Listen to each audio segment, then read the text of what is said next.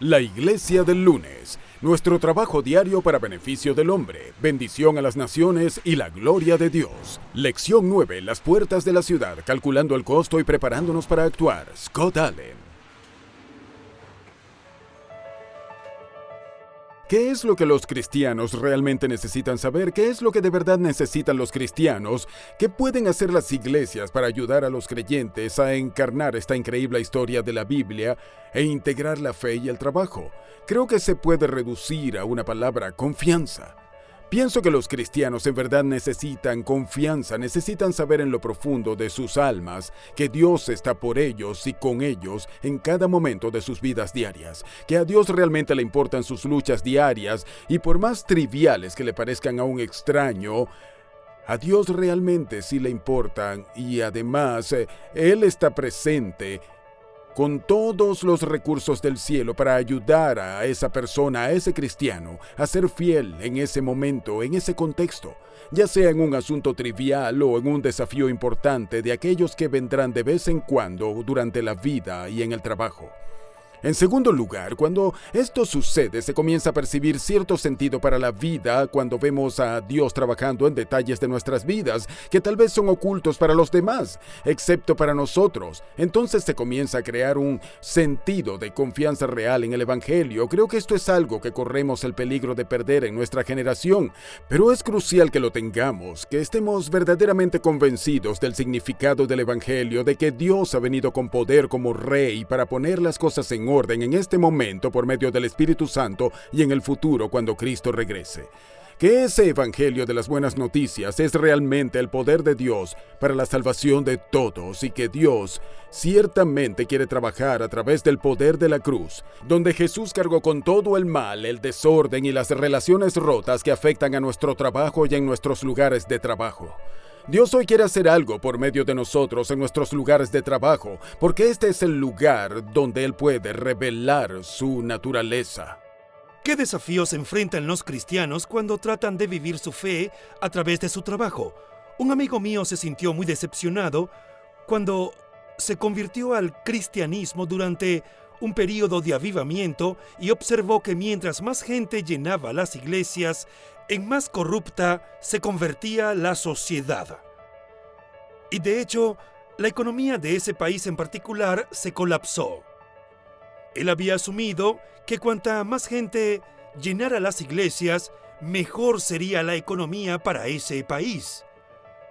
Y creo que parte del desafío ha sido que muchos cristianos limitan su participación en su lugar de trabajo, en sus culturas y en sus industrias a simplemente tener reuniones de oración en sus lugares de trabajo o a crear grupos de compañerismo en esos lugares de trabajo o incluso a tratar de evangelizar para atraer personas a Cristo en sus lugares de trabajo, lo cual es importante.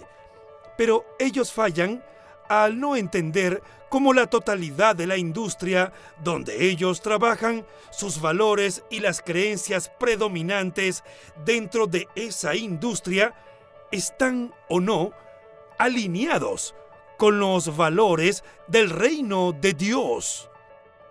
La Iglesia de los Lunes es una oportunidad para que los cristianos no solo intenten realizar actividades en su lugar de trabajo, además de en la iglesia, sino que también busquen formas de entender cómo los valores del reino están o sostenidos o socavados por la cultura de sus lugares de trabajo. Cada uno de ellos puede desarrollar formas para contrarrestar esos valores.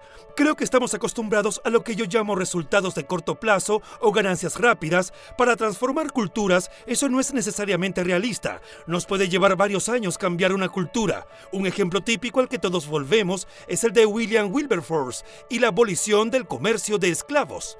A él le tomó más de 33 años cambiar esa práctica. Yo podría ingresar en un sector económico, ir a mi lugar de trabajo y darme cuenta de que es necesario cambiar las cosas, pero al mismo tiempo debo saber que ese proceso llevará varios años de participación colaborativa e intencional para ver algunos resultados.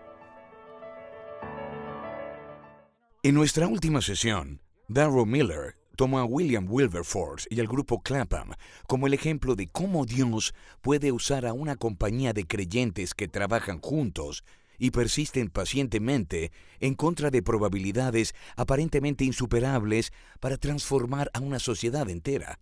Nos encanta esta historia y nos centramos en sus muchas victorias, cosas como la abolición del comercio de esclavos o la reforma del sistema penal o el establecimiento de leyes para regular el trabajo infantil, la reforma del trabajo en las fábricas y más. En lo que no nos gusta enfocarnos es en el tremendo precio que tuvieron que pagar para realizar estas victorias. Ellos sacrificaron sus reputaciones. Fueron constantemente calumniados y difamados. Fueron ridiculizados como los santos. Zachary Macaulay, estadístico, integrante de ese grupo, sacrificó muchas noches de descanso y terminó perdiendo gran parte de su fortuna. El banquero y financiero Henry Thornton entregó el 80% de su vasta riqueza para apoyar causas que fueron defendidas por el grupo Clapham. Incluso el propio William Wilberforce, el abolicionista, recibió amenazas de muerte. Finalmente sufrió una crisis nerviosa que casi lo mata. Hemos hablado que nuestro llamado principal es seguir a Jesús, imitarlo, en los lugares donde trabajamos. Hemos hablado de la necesidad de pensar bíblicamente sobre nuestro trabajo, de recurrir a las Escrituras para obtener conocimiento sobre cómo debemos hacerlo. Hemos hablado de la necesidad de trabajar juntos como iglesia, no solo para hacer una diferencia en nuestros lugares de trabajo, sino para ocupar las puertas de la ciudad, las esferas sociales de nuestra comunidad y defender la verdad, la bondad y la belleza en las profesiones de las empresas en las que trabajamos. Hoy en día se habla mucho dentro de la iglesia sobre transformación cultural. Algunos asumen a la ligera una actitud de triunfalismo, como si la transformación de la cultura fuera solo una cuestión de poner a las personas adecuadas en los lugares correctos o de si solo se tratara de aplicar alguna fórmula. Esto no está bien. Debemos ser prudentes y claros con respecto a esto. La transformación cultural ha sucedido y puede volver a ocurrir, pero está muy lejos de ser fácil. Si trabajamos para ello, nos costará y puede costarnos muy caro. Incluso puede costar nuestras vidas. La Biblia es muy clara al respecto. Nos enfrentamos a un oponente despiadado, por lo que no debemos sorprendernos por la oposición. Más bien deberíamos anticiparla y prepararnos para ella. ¿Quién es nuestro oponente? La Biblia nos enseña que no se trata de carne ni de sangre. La oposición está formada por principados y potestades en las regiones celestiales. Su jefe se le conoce como Satanás. Jesús lo describió como el príncipe de este mundo. En Juan 14:30, Satanás es un rey falso, es un usurpador, porque el verdadero rey es Jesús. Satanás es impulsado por el deseo de ser adorado como rey, pero Jesús nos advierte que su objetivo final es robar, matar y destruir. Él ejerce su gobierno, su autoridad a través de la mentira y el engaño. En Juan 8:44, Jesús nos dice que Satanás fue un homicida desde el principio y no se ha mantenido en la verdad porque no hay verdad en él.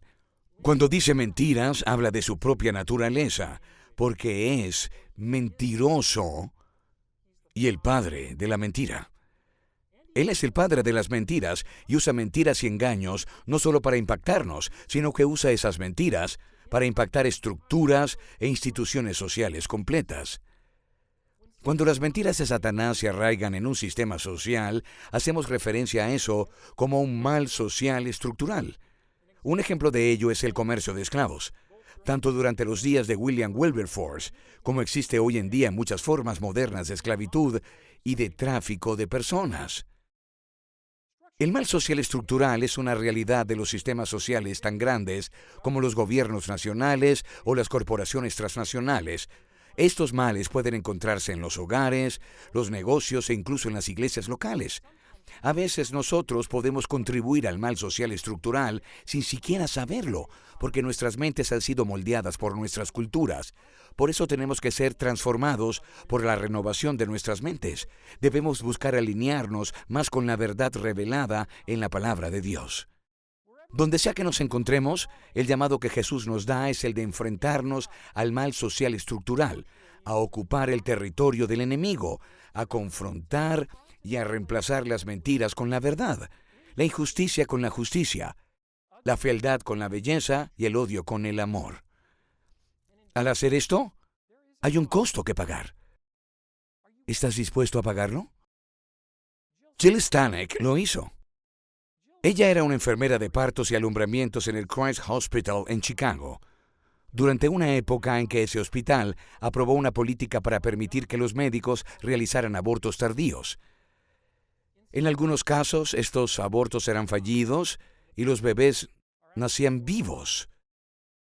Tal situación se convirtió en la práctica de ese hospital, dejar a esos bebés desatendidos hasta que murieran. Tenemos que llamar a tales prácticas institucionales por su nombre. Son malvadas. Estructuralmente malvadas. Un día, durante su turno, Jill entró en una habitación y encontró a uno de estos bebés deliberadamente abandonados, quien yacía expuesto en una mesa. Como usted puede imaginar, ella estaba horrorizada. Recogió suavemente a este bebé y lo meció en sus brazos suavemente hasta que murió. En ese momento su vida cambió. Ella fue con el director del hospital y le contó lo que había sucedido. Ella le rogó que cambiara esta política. Se sorprendió por la resistencia del director y luego Jill amenazó con hacer pública esta historia. Él dijo que si ella iba a los medios de comunicación sería despedida. Ella decidió ir de todos modos y fue despedida. Finalmente testificó ante la legislatura del estado de Illinois y el Congreso de los Estados Unidos, que abogan por la aprobación de leyes para proteger las vidas de los bebés nacidos vivos como resultado de abortos tardíos fallidos. Ella continúa esa lucha hasta hoy. Puedes leer sobre su historia en su sitio web, jillstanek.com. Les animo a que lo vean.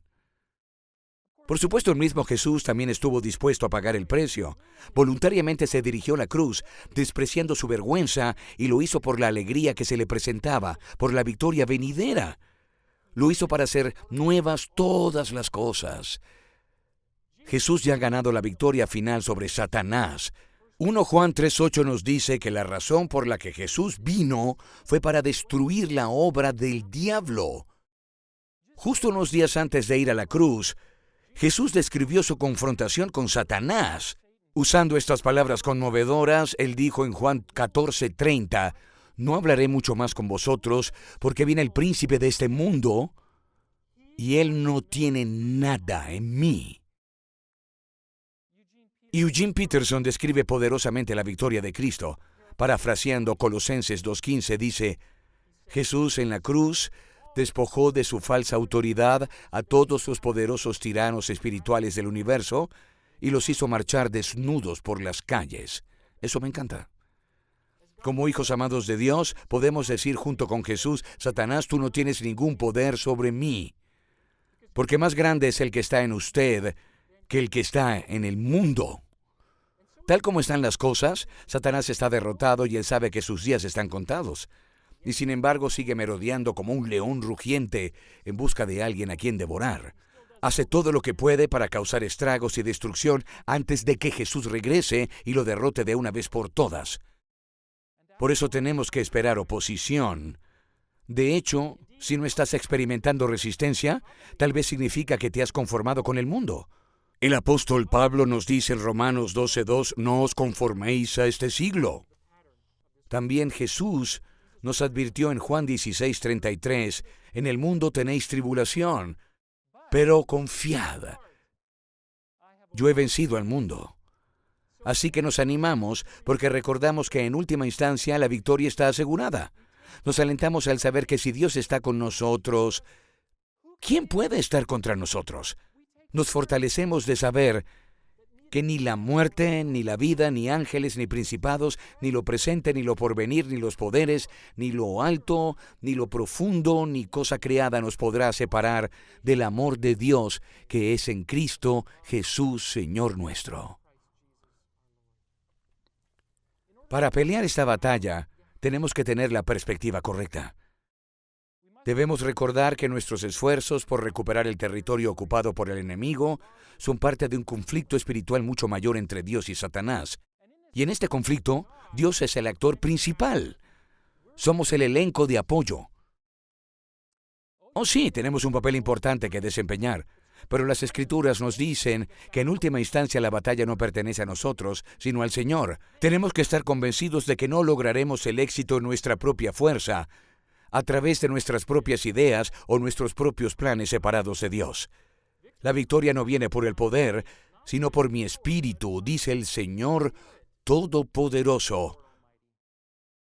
Como iglesia, nuestro avance es de rodillas, en oración. Simplemente no hay grandes victorias, no posibilidad de tomar el territorio ocupado por el enemigo, utilizando nuestras propias fuerzas sin el poder de la oración. En mi propia vida he encontrado que la oración es como un barómetro espiritual. Me revela dónde está verdaderamente mi confianza. Cuando estoy confiando en mí mismo, en mis propios planes y estrategias, tiendo a orar muy poco. Cuando estoy convencido de que no puedo hacer nada separado de Dios, entonces oro con urgencia. Al igual que Josafat en 2 Crónicas 20:12, tenemos que elevar nuestras voces a Dios y clamar: no tenemos fuerza alguna delante de esta gran multitud que viene contra nosotros y no sabemos qué hacer. Pero nuestros ojos están vueltos hacia ti. Cuando oramos, recordamos a nosotros mismos que Dios está enfrente. Él está en control. Nuestro trabajo es fijar los ojos en Él y ser sensibles a su liderazgo y trabajar en su fuerza. Sí, hacemos nuestros planes, hacemos nuestras estrategias, pero tenemos que mantenerlos flexibles, siempre listos para movernos en la dirección que Dios guíe, siempre listos para entrar por las puertas que Él nos está abriendo. Si fijamos nuestra esperanza en nuestros propios planes y en nuestras ideas, podremos perder lo que Dios quiere hacer, y Él puede tener algo en mente que es más grande, incluso que nuestros planes más audaces. Efesios 3:20 nos dice: y aquel que es poderoso para hacer todo mucho más abundantemente de lo que pedimos o entendemos, según el poder que obra en nosotros. Estoy seguro de que William Wilberforce nunca habría concebido la idea de abolir el comercio de esclavos por su cuenta. Después de todo, toda la economía británica estaba sustentada sobre el comercio de esclavos. Él parecía loco al tomar este tema como una causa personal, y sin embargo, cuando Dios le habló, estaba listo para escucharlo y seguirlo. Junto con sus amigos en el grupo Clapham, él obedeció a Dios a pesar de las probabilidades aparentemente insuperables en su contra. Él sabía muy bien que con las fuerzas del hombre esto sería imposible, pero con Dios todo era posible. Sin esta perspectiva, francamente, el miedo nos abrumará, nos inmovilizará. Cuando tenemos esta perspectiva correcta, nuestro miedo es reemplazado por la confianza y podemos confiar verdaderamente en Dios. Él es totalmente confiable. De hecho, creo que todo el mensaje de la Biblia puede resumirse en: confíe en Dios y no tema.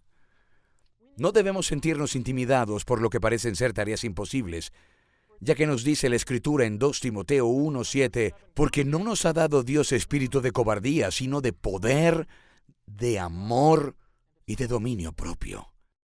En el grupo Clapham, ellos modelaron esta verdad, procedieron con una sensación de intrepidez y confianza, con una convicción de que Dios los guiaría si ellos actuaban fielmente en su servicio.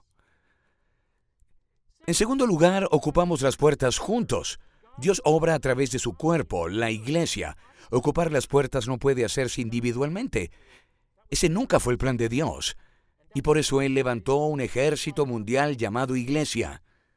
Como cualquier ejército, el éxito solo se produce cuando obedecemos al comandante y todos desempeñan su papel asignado lo mejor que pueden.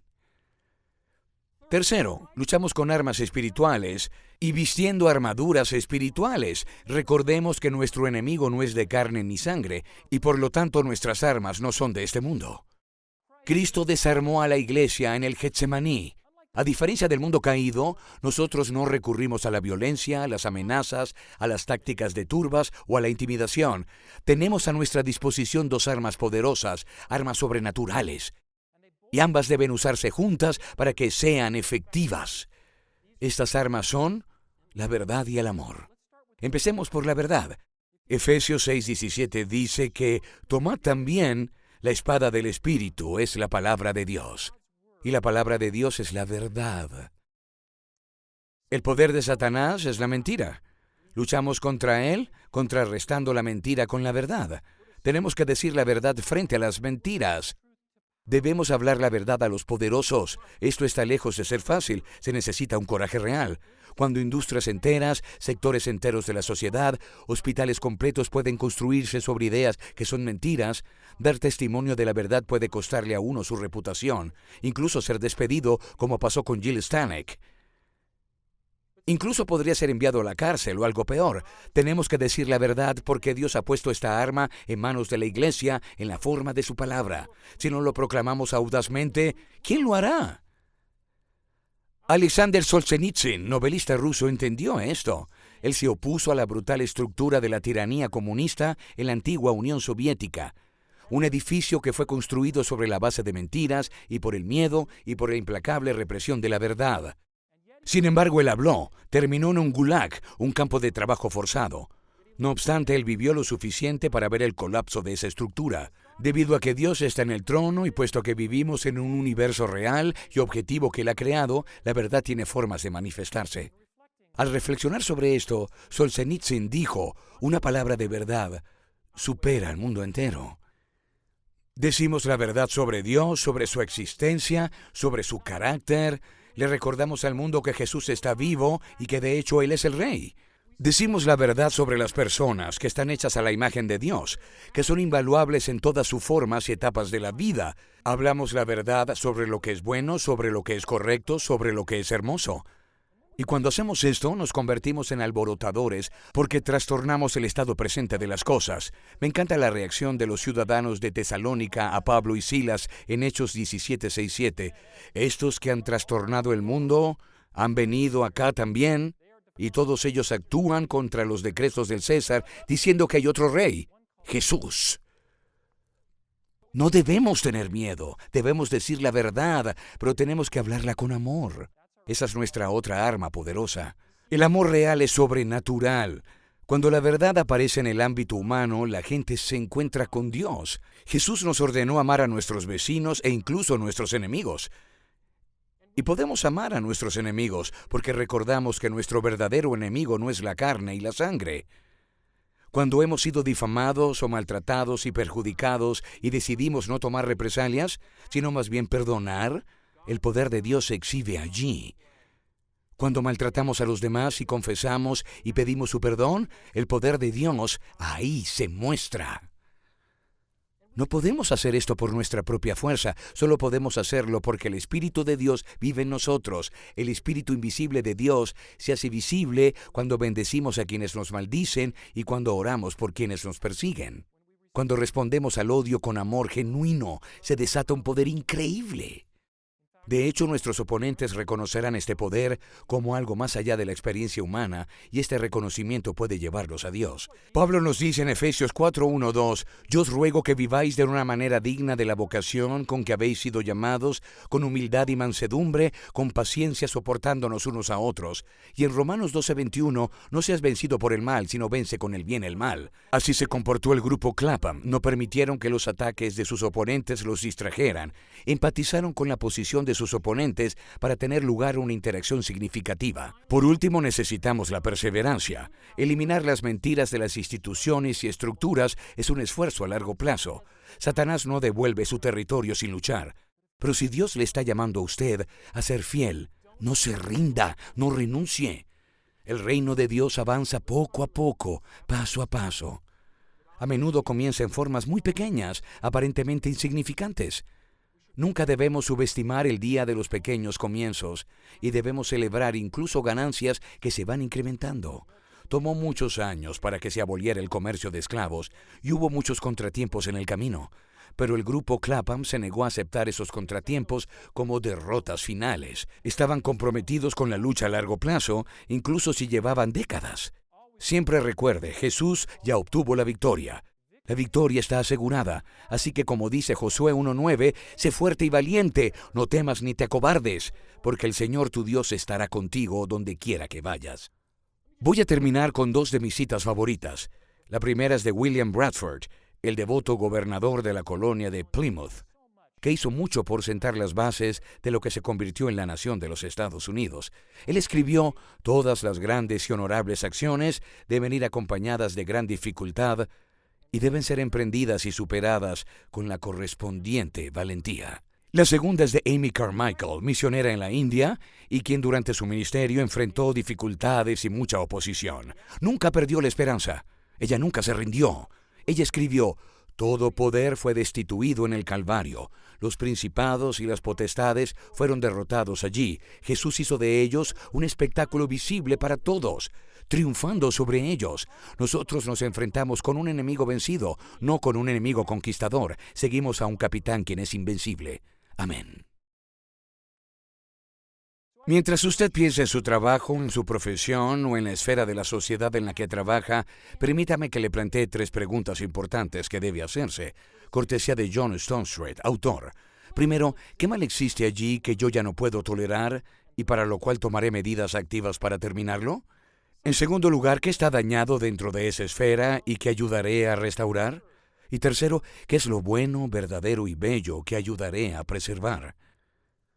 Queremos que Dios actúe a través de usted para lograr mucho más de lo que usted pudiera pedir, pensar o imaginar. Amén. La Iglesia del Lunes, nuestro trabajo diario para beneficio del hombre, bendición a las naciones y la gloria de Dios.